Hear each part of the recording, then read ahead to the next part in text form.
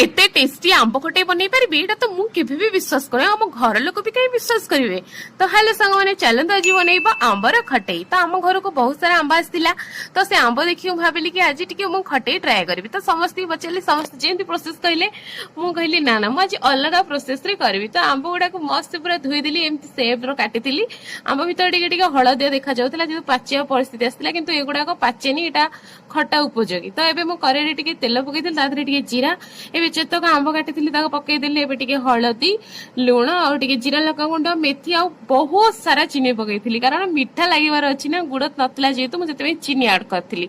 तो एबे देखु पूरा सिरा सिरा टाइप रह जाइतला आ किछि करबेनी घोड़ेई रखते फाइनली बनिगला मोर टेस्टी टेस्टी खट्टा वाओ खटाय स्वाहा। देखो बेबे फाइनली मोर खट्टा पळे आसला आ घरे समस्त टेस्ट करी कहले वाओ बढ़िया लागुची सीमा भी तो टेस्टी रोसई करि पारे।